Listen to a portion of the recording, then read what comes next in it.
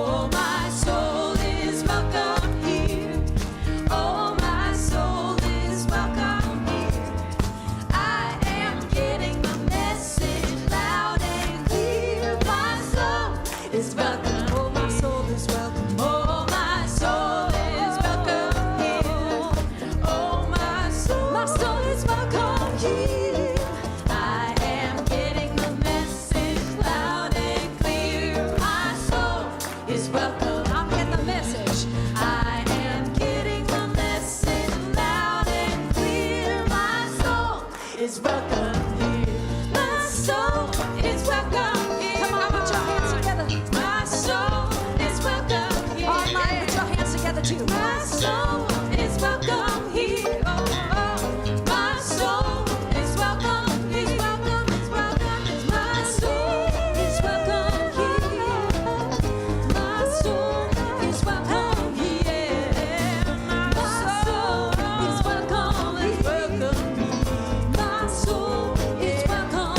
I am getting the message loud and clear. My soul is welcome here.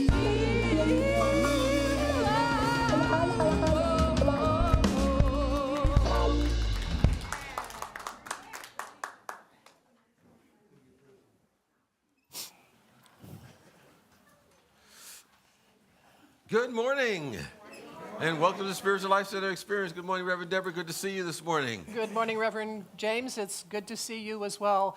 And we greet you this morning in the name of all that is good, all that is holy, and all that is sacred, and in the warm and loving energy of this community, Spiritual Life Center. Spiritual Life Center honors all people who worship in temples, stone temples, regular temples, Taco temples. Temples.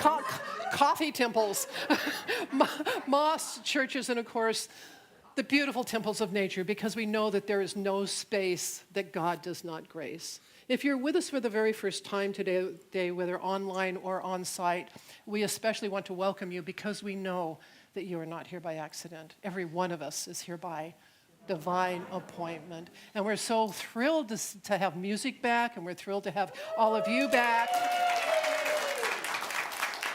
And we're equally as thrilled when you silence your electronic devices, when you wear your mask properly, and please refrain from flash photography during the service. Thank you. Well, let's keep our appointment with the Spirit of God in prayer, which is really a mental hygiene process where we clean our minds of any of the lesser vibrations to align with the pure essence of spirit. For when we raise our awareness to be one with this presence, we see through a glass clearly. We begin to see the truth of who and what we are and who and what everyone else is. And that is an expression of the divine, a Christ being here in this dimension. And as we make the qualities of this presence the activity of our awareness through the thoughts we have, the words we speak, the actions that we take, we lift ourselves to be in tune with the infinite, where healings happen, upliftment happens, transformation happens, joy and all that is good and perfect begins to express in and as our life. So today is a great day.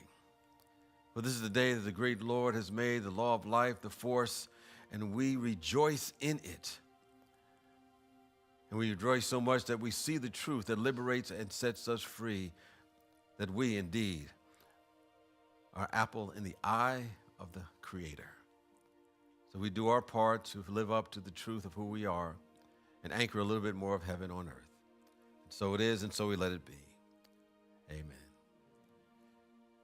Well, we at Spiritual Life Center have an important mission to carry out that's exemplified and stated in our mission statement.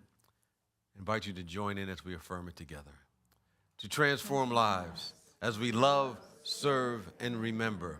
And we do so as we practice these 5 basic universal principles and incorporate them in all that we do to the best of our ability.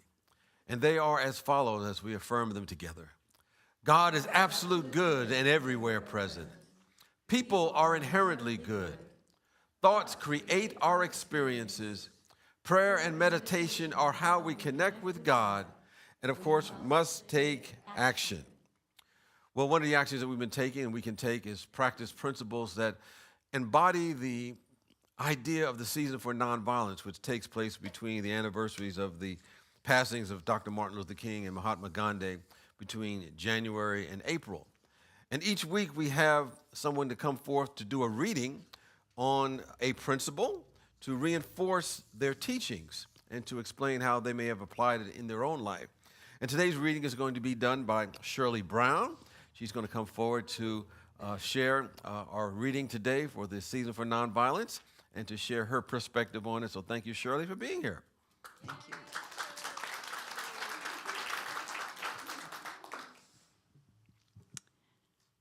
Today, I practice forgiveness. Holy Spirit, today I choose peace by practicing forgiveness. The one true source of peace is your love within me. When I allow your healing love to flow through me as unconditional forgiveness, I am at peace. It may be challenging at times to forgive someone who has harmed me, yet it is often even more difficult to forgive myself. Today, I choose to release all judgments and let forgiveness begin with me.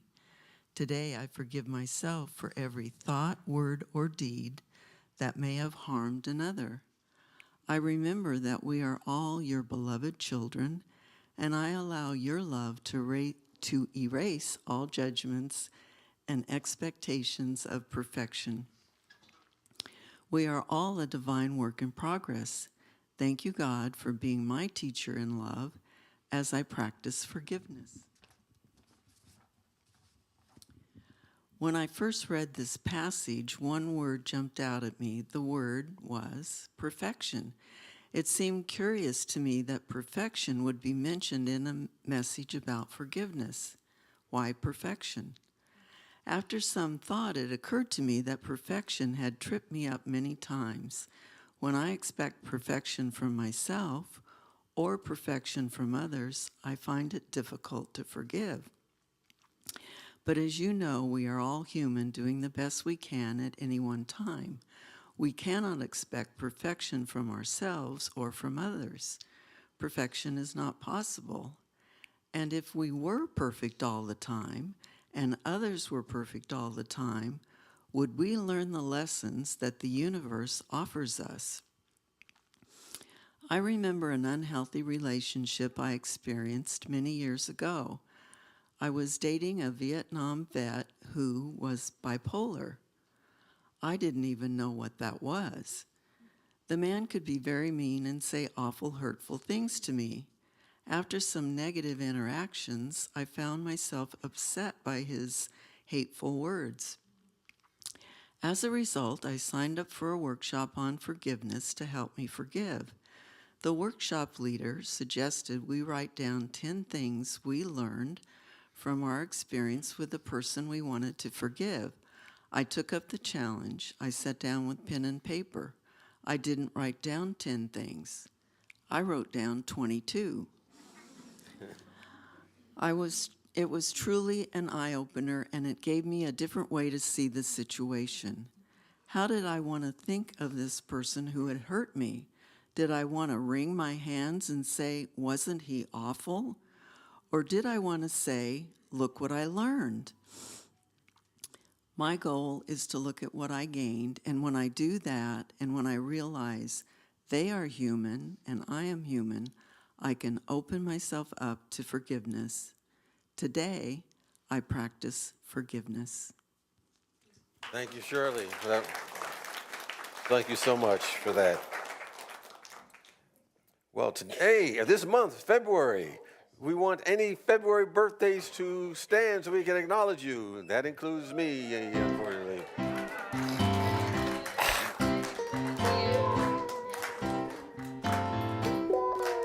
Happy birthday to ya. Happy birthday to ya. Happy birthday. Happy birthday. Happy birthday. Happy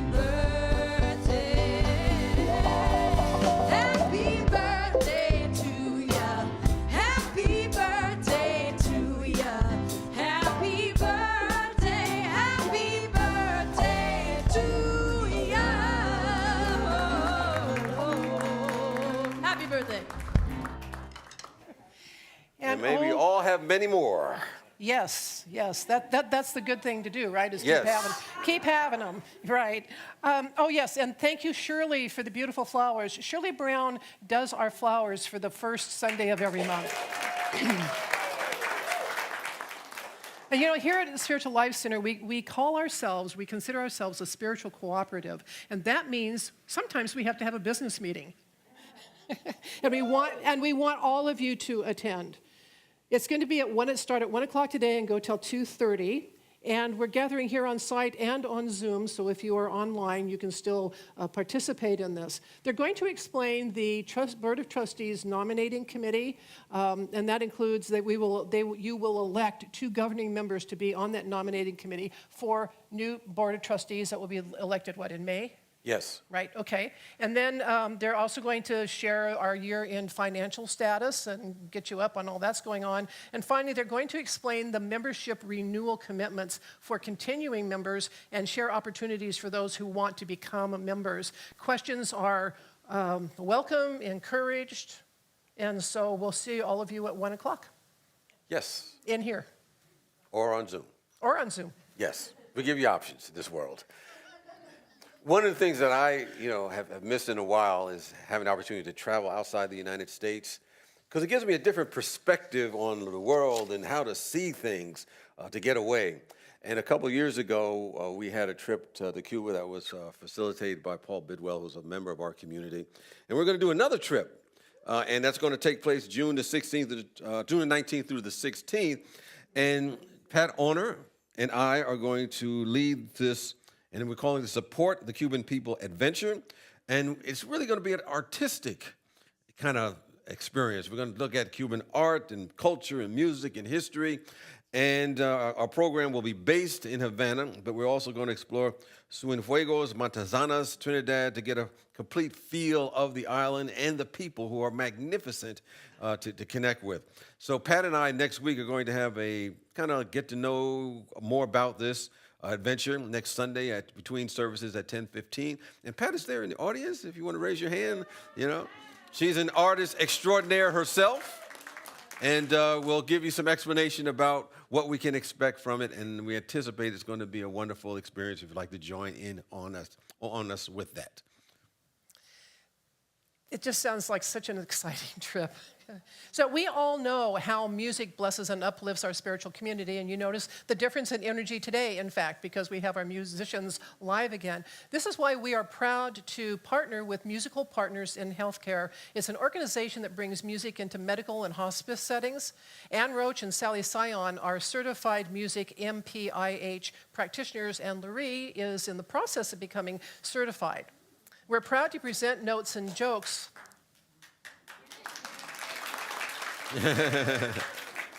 It's an on-site and online concert, benefit concert to bring, just to help this organization. It's on Friday, February 18th from 7 to 9 p.m., and it will raise awareness and just help this music ministry. And I believe since we've got Sally, it's going to be a lot of fun, too. Not that you guys aren't, but Sally's hilarious.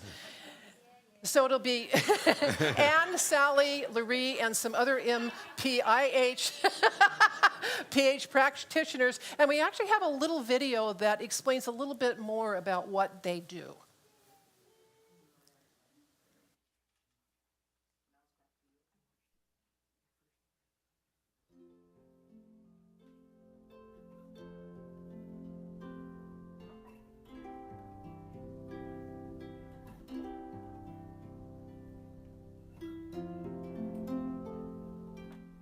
When I come into a room, the way I approach the music is completely dependent on the patient's conditions and what they might need.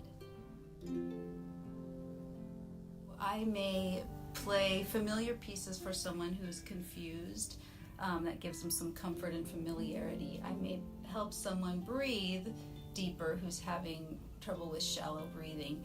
I may play while someone is dying, and I play a really specific type of music that helps them let go and make that transition. It also creates a really beautiful space for the family that may be in there at that time. I may play to help someone go to sleep who is having trouble sleeping.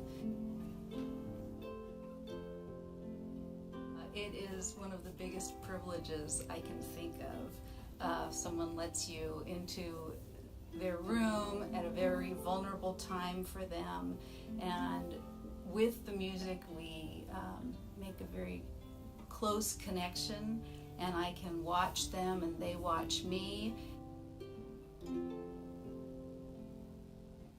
It just makes you forget everything and how sick you are, and it takes your mind into the better place. It does.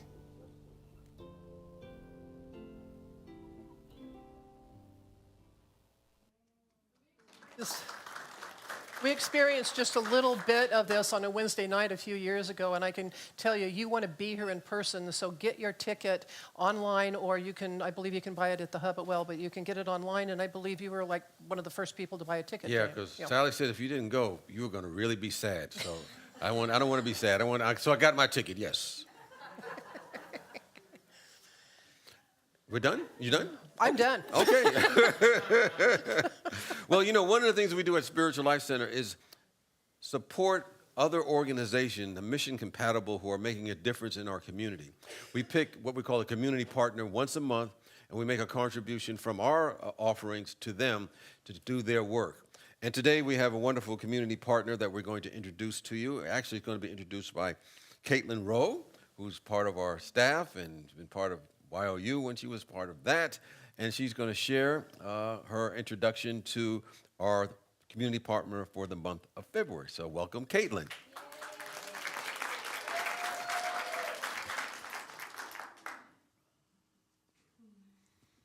Hi, everyone.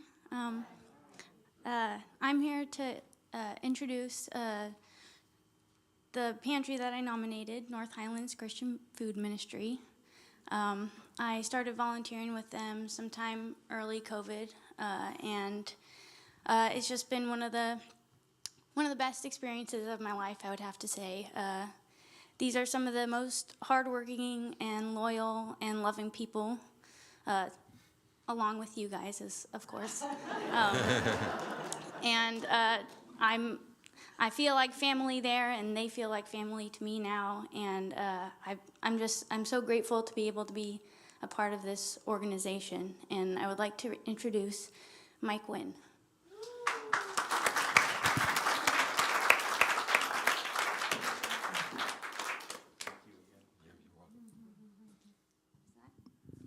Oh, thank you very much. Thank you for your kindness. Here, no, last time I forgot to do this. Now you see my mug here. Thank you very much. We greatly appreciate your donation. I'm truly amazed when people donate money to help people that they've never met, people that you'll never know their circumstances. People come to us because they are food insecure. We operate in the North Highlands area, in the north part of the county, where there's a great need, unfortunately. People come in, we give them food, and we send them on their way and hope things are better for them. Our food pantry started in the 1970s as a small little closet that operated out of the Baptist church that serviced airmen that were coming through McClellan Air Force Base. They left food there for them to take and donated, and over the years it grew with many, many different volunteers. Up till today, we have about 30 active volunteers. None of the volunteers are paid. None of our monies go towards salaries. It all goes to the acquisition of food and supplies. Where we operate in North Highlands, on Y Avenue, there's a great homeless population. We serve them food. We also give them toiletries and clothing if we have it. Right now we're in need of toiletries. We just had a grant that we were given last year to buy toiletries. It just expired. If you can find that you have small sample sizes or things like that, we greatly appreciate any of those kind of donations. I hate to ask for that since you just gave us money. We will use some of that money to go towards that. But thank you very much for your generosity. And in closing, I just wanted to share this one little story about an ancient king in his kingdom. His name King Benjamin, and he was a great servant to his people. He made sure they were fed. He took care of those people, and rather than them serving them, he served them. And at his closing, he said these words. It says, "And behold, I tell you these things that you may learn wisdom, that you may learn that when you're in the service of your fellow beings, you're only in the service of your God." Thank you for your service to your community, and thank you for donation. Thank you. Drop your And we've had a few announcements this morning, and thank you for Caitlin for nominating this group. Anything you could possibly want to know that's going on at SLC, you can go out into the courtyard, look at the bulletin board, go over and talk to the ladies at the hub, and of course, any possible thing you could ever want to know about SLC is at our website, slcworld.org. Well, at this time, I invite any of the chaplains that are here to please stand, as well as our board members. We have several board members, I believe, that are present. And we, the chaplain, our chaplains on duty are wearing the white stoles and available to pray with you. If you're going through a challenge or a difficulty, or you just want to celebrate something, they'll just amplify the energy of celebration through prayer. So we thank them for their service and the contribution they make to our community. And of course, our board members are doing the very important work and really helping steer the strategy and the direction of our community. And they put a great deal of time in behind the scenes with their time and their talent and all the skills that they bring. Their whole being is part of their service on the board at Spiritual Life Center. So we thank them for doing so. And if you have questions, they're available to answer them for you. So we thank the board members for their service and contributions to our community. So thank you so much. And we'd love to greet our newcomers. So in a moment, we will ask you to raise your hand. But first, we want you to know that there are many ways to become connected at SLC. And one of the ways to do that is to fill out our welcome card. That card is available online. You can go to our website, fill it out, click on submit, and then we will get back to you. Or if you're here on site, raise your hand. We will give you the card. You can fill it out and then take it out to the welcome table, and there's a warm welcome and a lovely little gift for you. So if anyone's here for the very first time, we just invite you just to raise your hand right quick. We have some greeters who are willing to give you that information that Reverend Deborah talked about. There's a ribbon that if you'd like to wear, you can be identified and get that special Spiritual Life Center greeting. And you can fill out the card, like she said, and be up to date on all the takings-ons here at Spiritual Life Center. We love you. We appreciate you. We support you on your spiritual path as you go forward to be the very best person that you are here to be as an expression of the Spirit of the living God. Now, with that, I invite anyone else that's here to go to a friend, neighbor, or stranger, and in a way that feels comfortable for you, say good morning. Glad you are here. You are marvelous.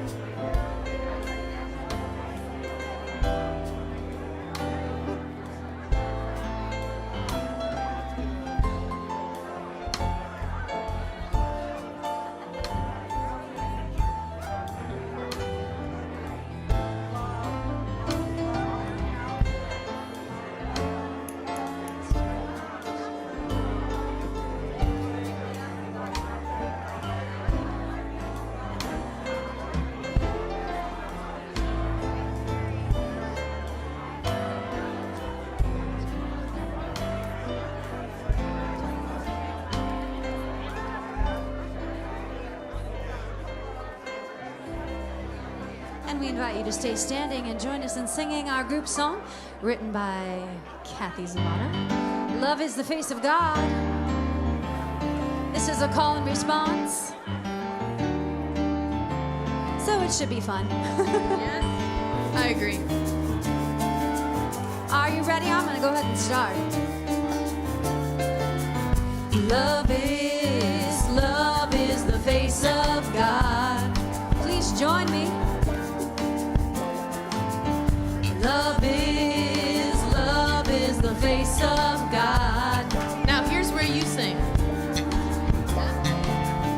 Love is the face of God. Love is the face of God. Love is the face of God. Love is the face of God. Let go of the worry and fear. Let go of the worry and fear. Let go of the worry and fear.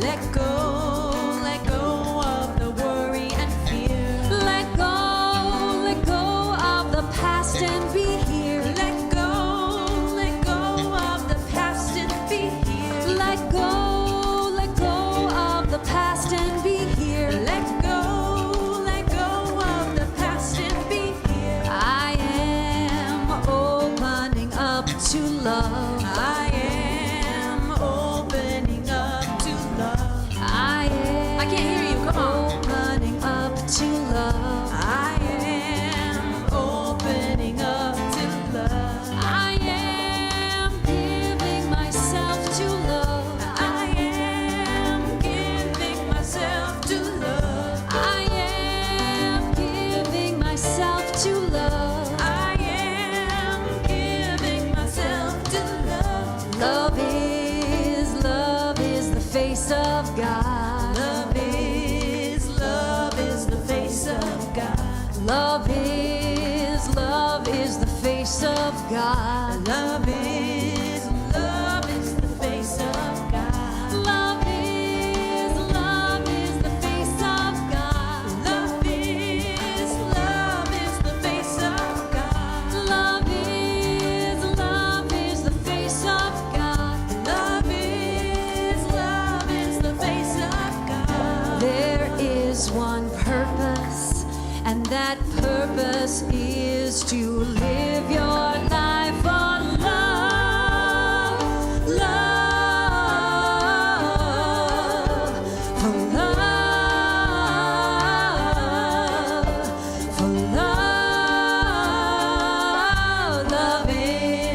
Love is the face of God. Love is the face of God. Peace is the face of God.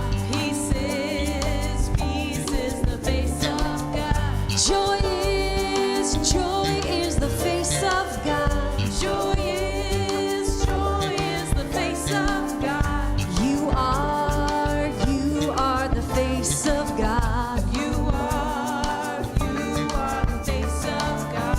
I am the face of God. I am the face of God. We are the face of God. We are the face of God. All is the face of God. All is the face of God. Love is the face of God. Love is the face of God. Please be seated.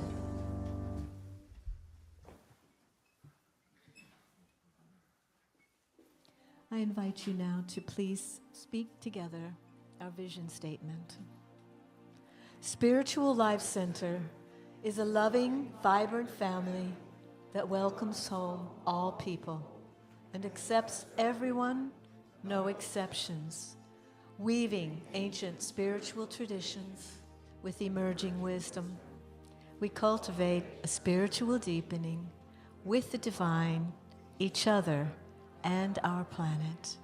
And now, in preparation for meditation, let's sing our mission statement. Love, serve, and remember.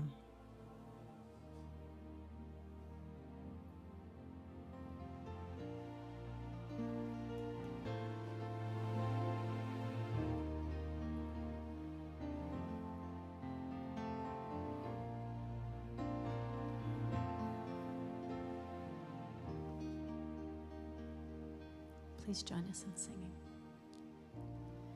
Why have we come to earth? Do you remember?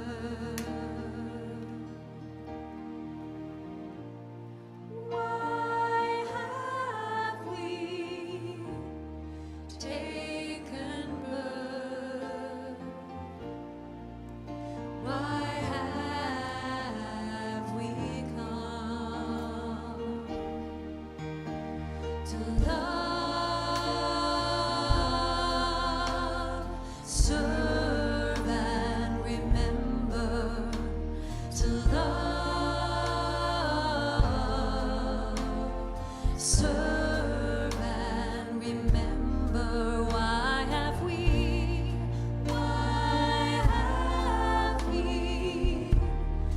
come to earth? Do you remember?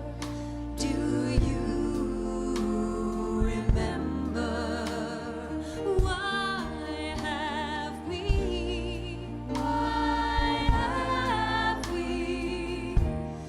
taken birth? Why have we come? Why have we come to love,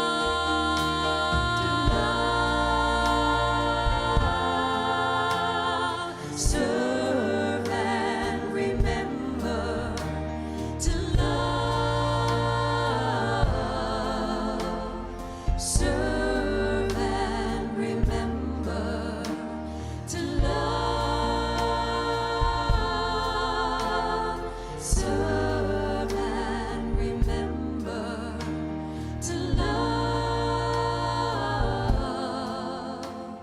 serve and remember, to love,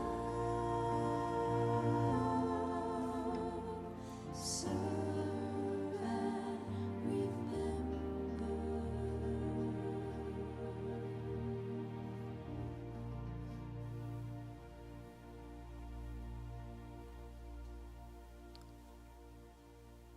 As we move into this time of inner contemplation, take a deep, deep breath and let it go. Take another breath, and as you exhale, drop your shoulders. Relax your eyelids. And take another breath and allow yourself to drift into a light daydream. You find yourself in a quiet park, and right in front of you on the ground lies a circle, a very small circle, that emits a soft golden light. And next to the circle is a golden sign that says, "We invite you to step into the circle of love." This circle seems way too small for you to step into fully, so you just put one foot in the circle. And the circle immediately expands to accommodate both of your feet. Sparkling golden light rises up softly, gently, encircling your entire body. It pulses with an energy that you can only describe as divine love, as divine compassion. Your heart leaps for a moment as you bask in this vibration. And then you think, I need to share this. I must share this divine energy.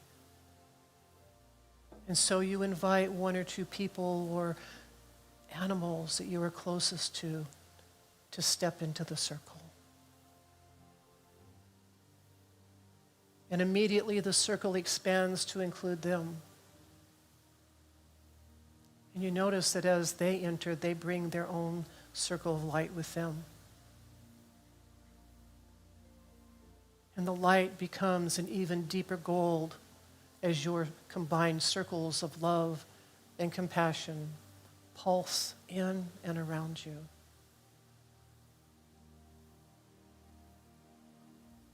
And now it occurs to you to invite some of those with whom you're not quite as close.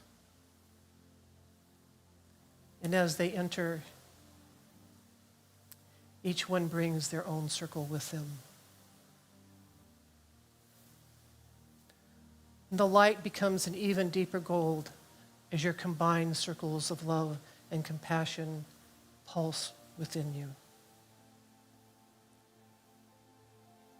You feel so free and yet so connected. And you feel so safe that you take a breath and invite anyone you might view as an enemy into your circle. As these people merge with you, the circle expands even more. The golden light polished by the sun swirls around all of you in a dance of pure love. It waltzes through your mind, through your body, throughout your spirit. And now you open the circle to all people everywhere, and it expands into infinity beyond your vision.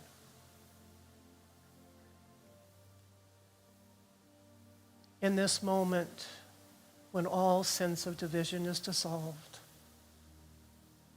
when you see that all circles intersect and mend, as you experience divine love and divine compassion, you bask in oneness, in pure being, in the silence.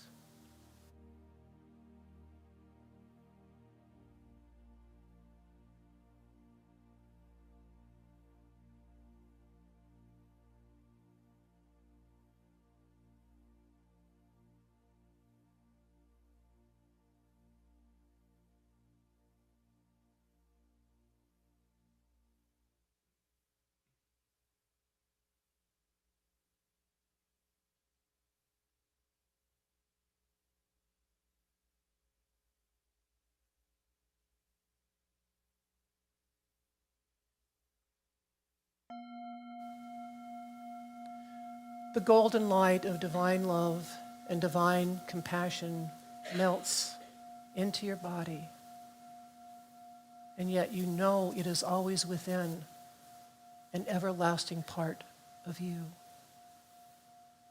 As you take a breath and begin to return to your surroundings, please receive this blessing.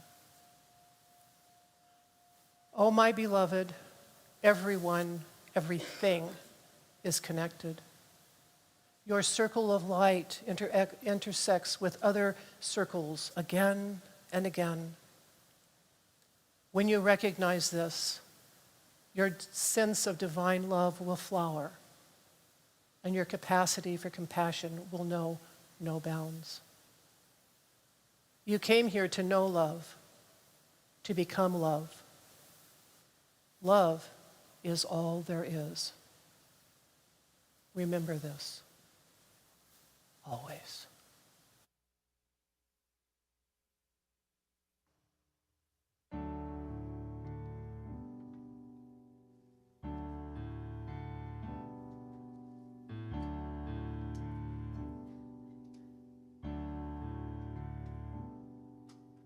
We are creating a world that works for everyone. Yes, we're amazing,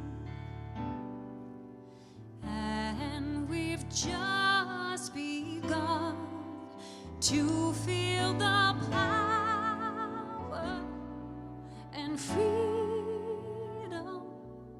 to be who we came here to be, as we discover each other and celebrate humanity.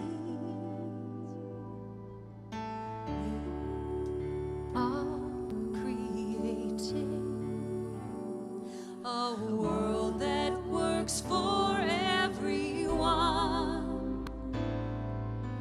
Yes, times are changing. It's a love revolution as we are walking together. Love is leading the way through the fields of compassion to a world that works for everyone.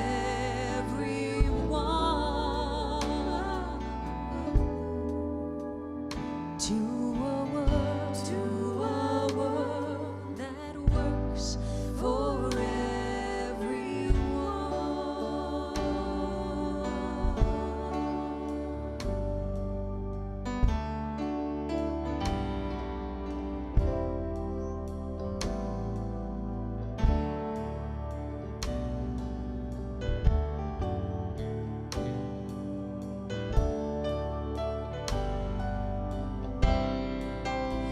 as we are walking together, love is leading the way through the fields of compassion to a world that works for everyone.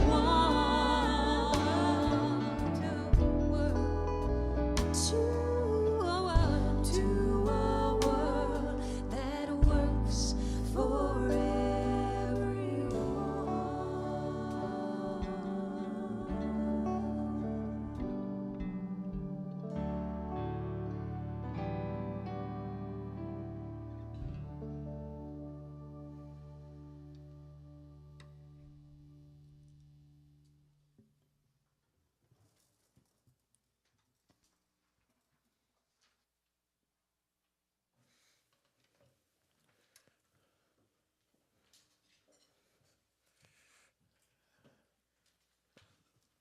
Wonderful rendition of Eddie Watkins' song.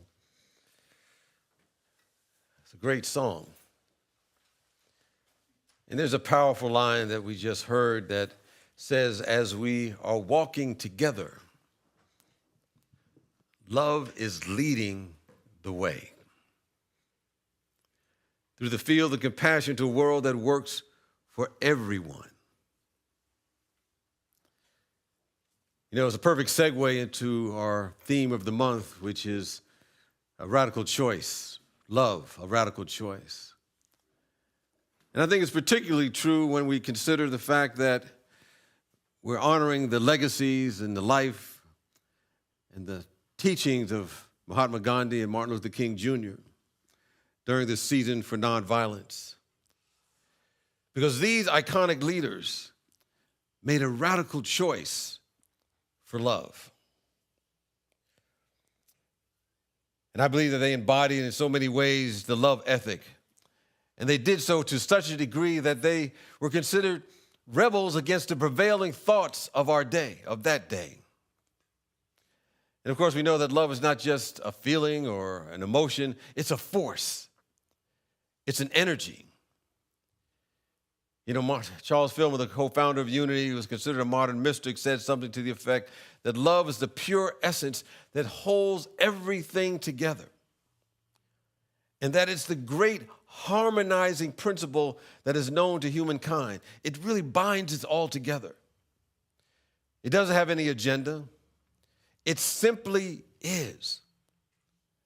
And when anyone rises to make themselves available to that kind of love, that kind of being, through their intention to be awake, to be aware, to be enlightened and available, they become the light themselves. There was a man who happened to be blind, and he sold pencils, and he was selling pencils on a stoop at night.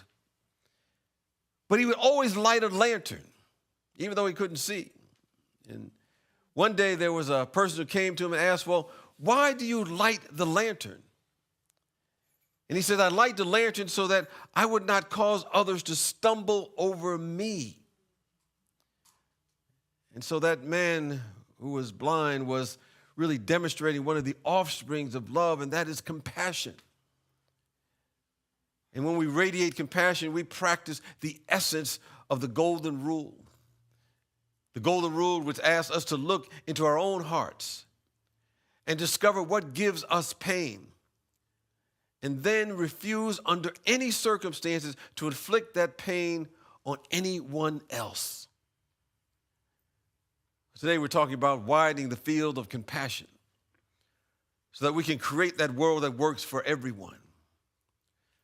Now, for some people, it's easy to express and demonstrate that compassion that we have toward them. We do it naturally, easily, but not always.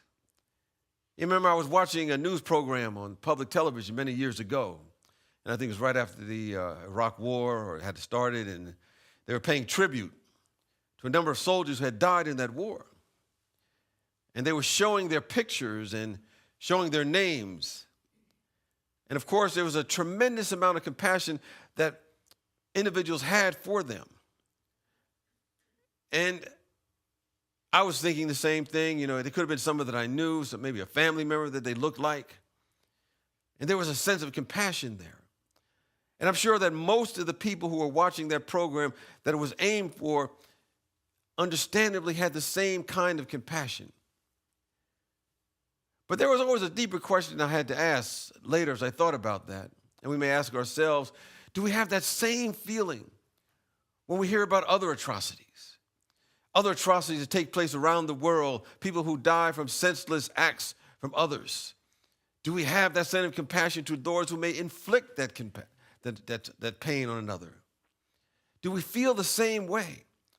It might be going on in other countries, any country for that matter. Do we have the same kind of angst that says this should stop? Do we rise up when we see or hear something like that taking place?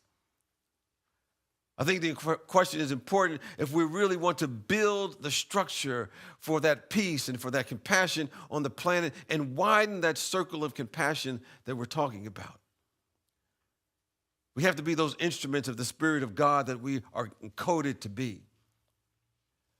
Of course, it's important if we want to be in alignment with what the psalmists have said, that God's compassion is over everything it has made. This presence knows no boundary. The soul knows no boundary. Only the superficial mind, the human mind, knows a boundary. Understand that we're all interconnected. And what affects one affects all of us, as Dr. Martin Luther King recognized when he said, whatever affects one directly affects all indirectly. I can never be what I ought to be unless you are what you ought to be. And you can never be what you ought to be until I am what I ought to be. This is the interrelated structure of reality. You know, the famous astronomer Carl Sagan once wrote that compassion is the only mechanism for moving us beyond us versus them. Because in the mind of God, there is no us versus them. There's only us. There's only one thing happening. As that psalmist said, God, the universe, the force, whatever we call it, has compassion for all. And if we are to create a world that works for all, our mandate is to do likewise to the best that we can. Like it says, easy to do because oftentimes our perception is that there's some people that are not worthy of our compassion because they did some horrendous act, and thus we might say, no compassion for you today. There's a singer and a songwriter named Lucinda Williams, and she wrote a song, actually it was called Compassion. And in that line, in the song, there's a line that says, have compassion for everyone you meet, for you do not know what wars are going on down there where spirit meets the bone. It reminded me, of course, of a story that I share from time to time that I may need to look at things differently about a person because their acting destructively or acting in a way that is out of whack. And I have to remind myself of this from time to time. And it's the story of, the school of fish. They're swimming along in the water, and they're in perfect formation. I guess what the school of fish do, I don't know. They all are kind of, I never know how they do that. But when they make a turn to the left, everybody goes, and they're just like, in sync. But there was one fish that, was called, I think her name was Destructive Deidre. And, they're going along, and, Destructive Deidre just get out of line and flip-flopping around, upsetting the order of things, and everybody else looking at her and say, look at Destructive Deidre. She's creating all the kinds of havoc. She's at it again. But what they did not know, that Destructive Deidre had bit into a hook that was tied to an invisible line, had no idea what was going on. They had their own judgments. They had no compassion for that person. Oftentimes in our own life, we have no idea when we look at someone who we believe is not worthy of compassion, what invisible line that's hooked in their life. But once we can begin to see a person or persons with that in mind, that they may have hooked onto a visible line, we can practice widening the practice of compassion. And we can do that by moving from mere toleration of the person and other people. And sometimes toleration is a very high thing. Maybe we moved out of, just totally not liking and hating the person and having a level of prejudice or bigotry or a sense of separation from them. And, we can tolerate them now. And that's okay. That's a good start. But we don't want to stop there. Because maybe we've come a long way as a result of getting to that point, to get to that space.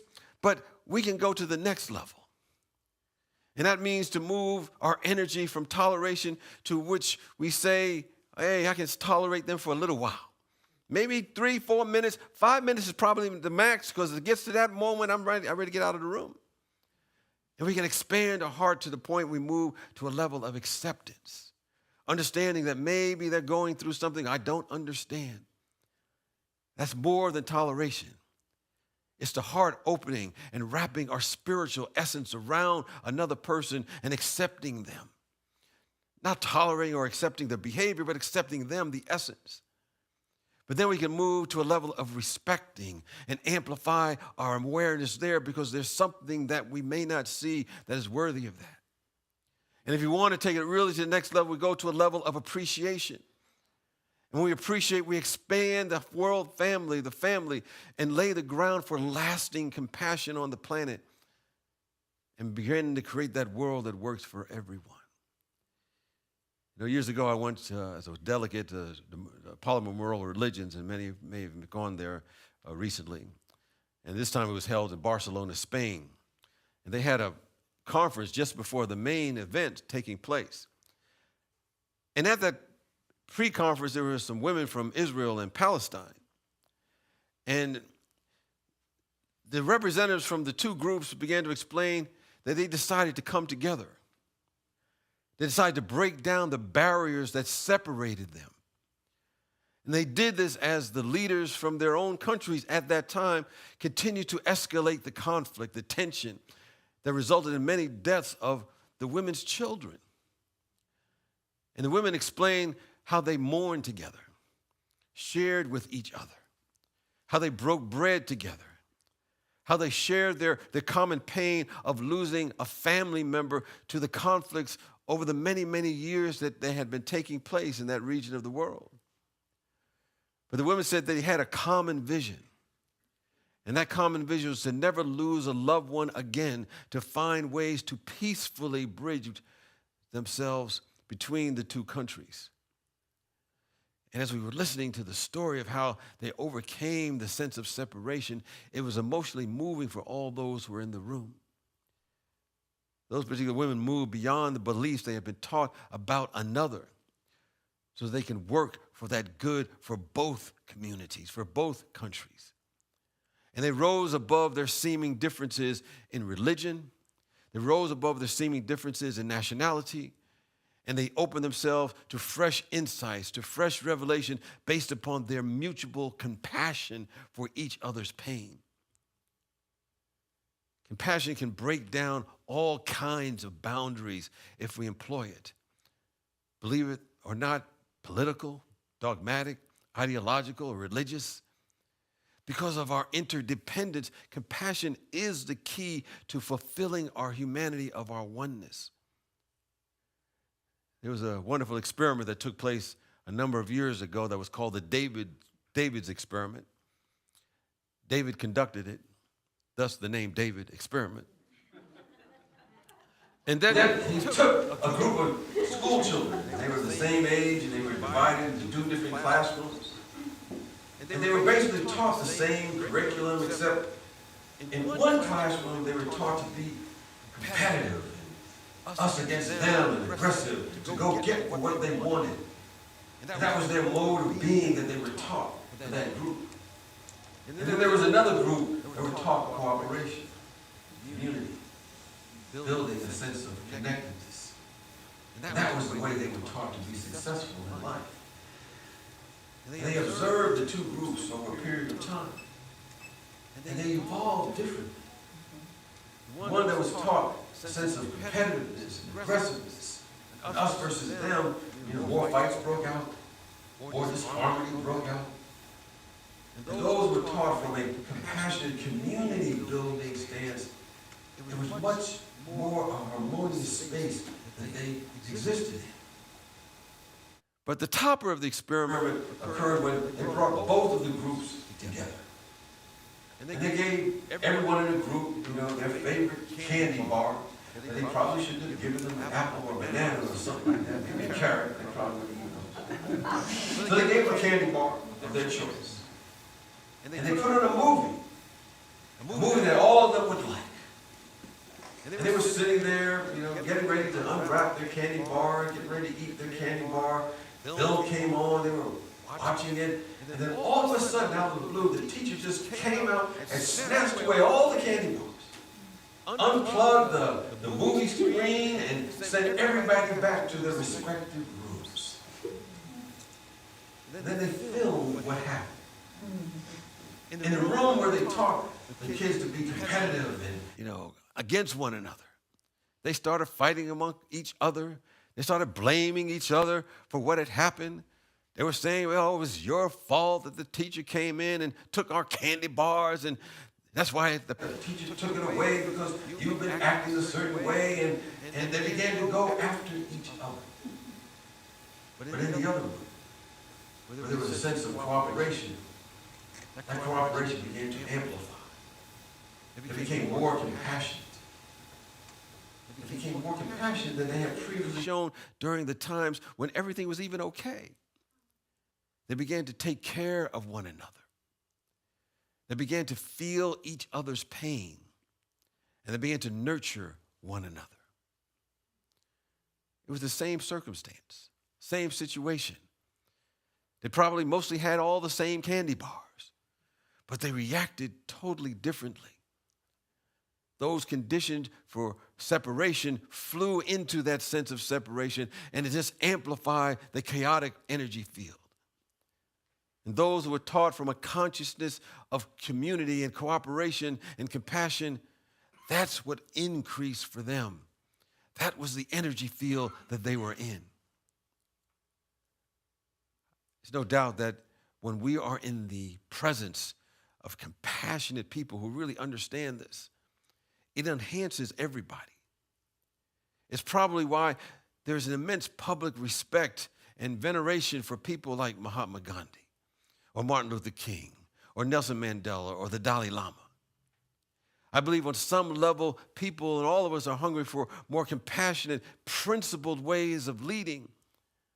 But in many ways, it's often alien or even counterculture to the modern way of life. When we do that, because we make a different choice, we make a radical choice. But I think that's the choice that we are here to make. Well, as I close out, just a simple story of compassion and how it can make a difference in a life. there was a young man, his name was Marcus. And he was walking home from school one day, and he noticed another boy who was in the school with him had dropped all of his books and all the stuff he was carrying. He was carrying a whole bunch of stuff.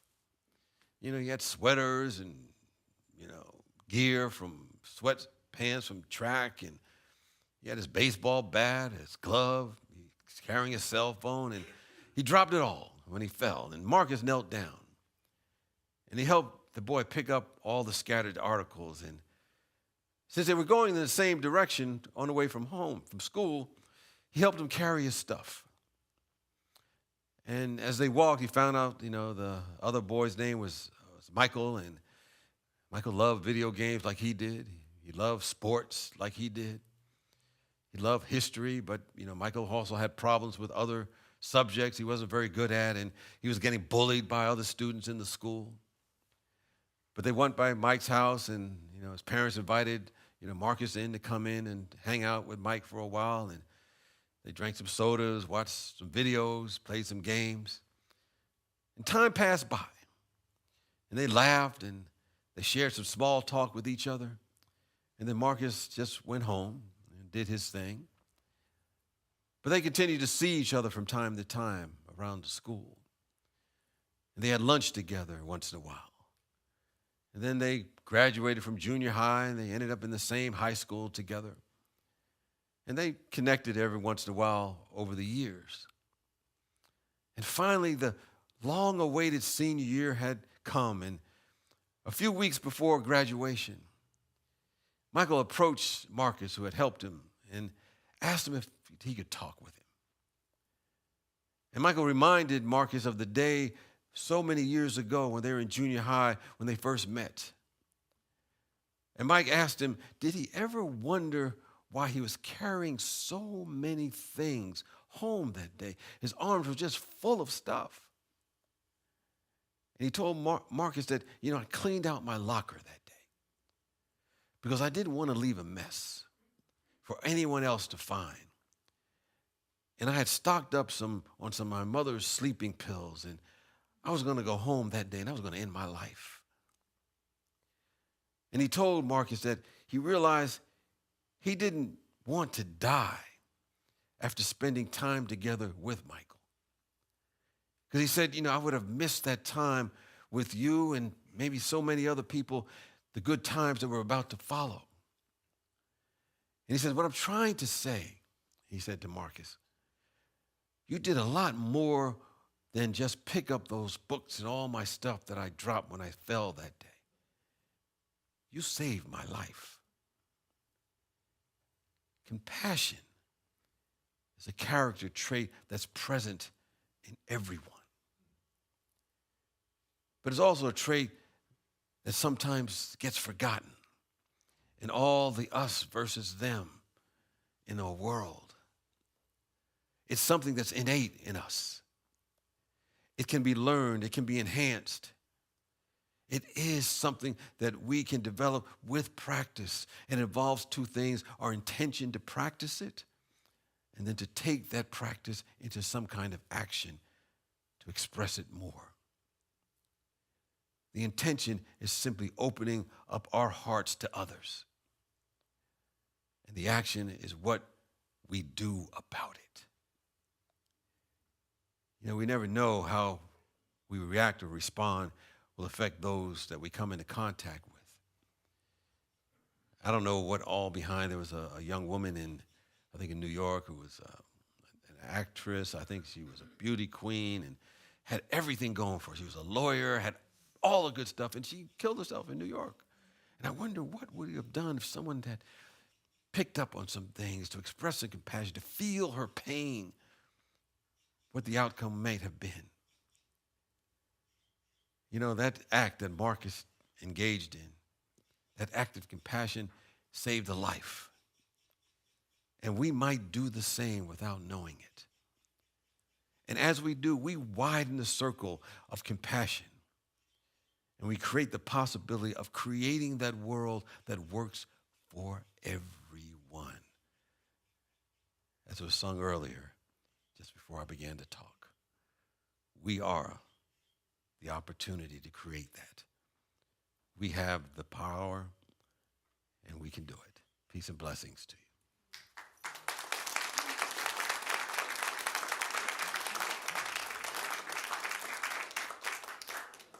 Well, next week I'll be back again and going to talk about another topic. Seems to be on the opposite end of the spectrum, which says, this thing about spirituality. There's always have these polarities. You take care of everyone else, but it's okay to look out for number one. So we're going to talk a little about that next week. At this time, we have an opportunity to have those who are watching online to support Spiritual Life Center. You can give your gift or your offering. And you can do so by texting SLC Love to 44321. That's SLC Love to 44321. Or you can give by going to our website, slcworld.org. Click the Donate tab, and they'll give you other instructions to give, including by mail. You can send in a check. Because we want to spread this consciousness of possibilities of who we can be at our highest and best to as many people who have ears to hear. So we thank you for supporting us and continue to support us along the way. At this time, for those who are present who would like to give, we invite you to symbolically raise your gift or your offering symbolically to the heavens, which is always ever-expanding good. And if you've given already by mail or EFT, electronic funds transfer, we know that you're in the flow of a principle that says you can never outgive the presence, and whatever we give out comes back to us in some certain way. So with that, let us affirm our offertory blessing. Divine love, as me, blesses and multiplies all that I am, all that I have, and all that I circulate. Thank you, God. Thank you, God.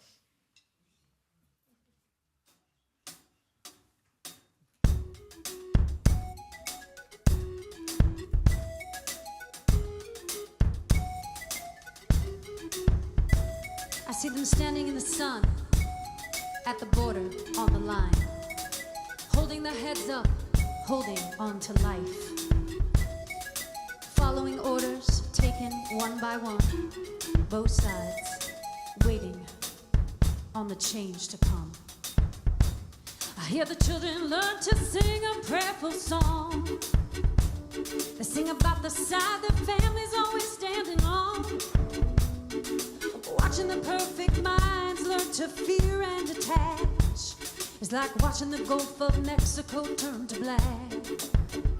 Well, I've dreamed the prophets of all religions through time looked into our world and on each other's shoulders cried. They're wondering why we keep changing their meaning. Yes, I've seen prophets of all religions through time look into our world and on each other's shoulders cry. They're wondering why we keep fighting in the name of them teachings. I thought it always was a love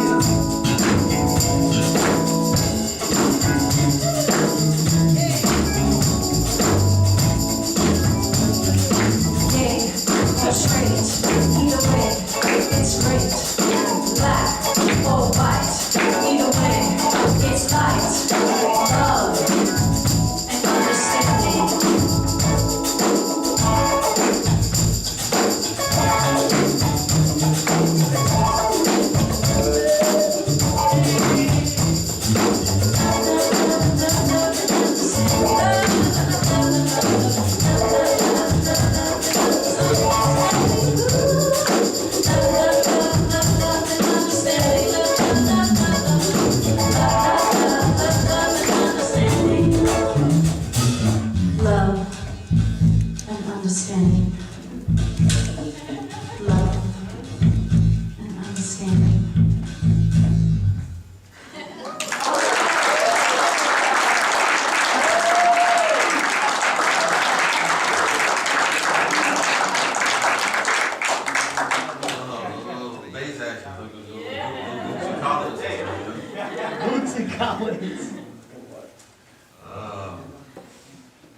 Well, we first bless the tithes, the gifts, the offerings that have been given in so many different ways, either online or in person, knowing to bless the gift of giving to the givers as well as the receivers of this community. As we create a space for others who are looking to expand and transform their lives to be the very best they can be and make a positive contribution for our world. We also bless those of the prayers in the prayer box, knowing that we all have challenges, sometimes difficulties in life. But we remember one thing, that the Spirit of the living God knows the answer, has the answer, is willing to provide the answer. And our task is to first know that as well, and then raise ourselves to be in tune with the vibration of that answer, knowing it will manifest. As the President says, the statement says, before they call, I already have answered. There's already the answer provided. We simply remain open and receptive to receive it. So we know that each person has been blessed by whatever the challenge is, because there's always something to learn and grow from. And we know that these prayers will go on to be sent to Silent Unity for an additional 30 days of prayer, where they've been praying for over 100 years continuously. So there's a high energy field that will reinforce the realization there's a right and perfect outcome. So know that each of those who left the prayers are blessed, and a blessing is the Spirit of God, as we all are. And so it is, and so we let it be. Amen. Well, at this time, let us affirm our prayer for protection. And really take it in as if you're saying it for the first time. The light of God surrounds us. I am the light of God. The love of God enfolds us. I am the love of God. The power of God protects us. I am the power of God. The presence of God watches over us. I am the presence of God. Wherever we are, God is. I am, and all is well. And now let us affirm and sing our peace song.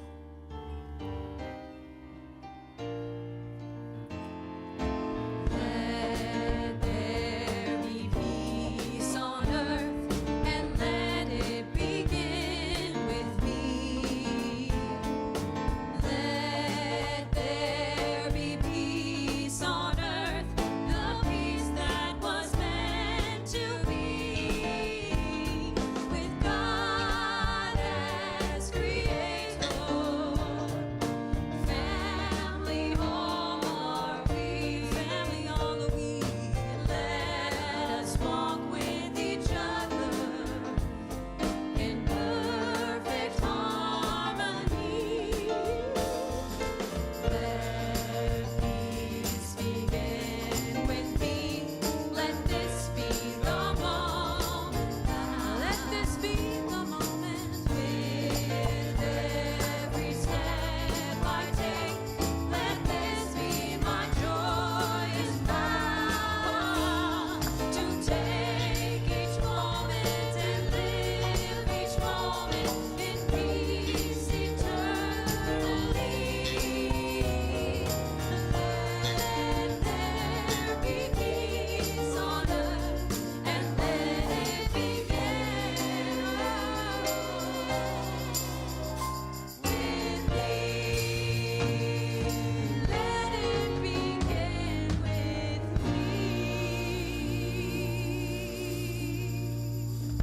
me. Peace and blessings to you. Have a great day. I invite you to be part of our Stick around. town hall meeting, and may you continue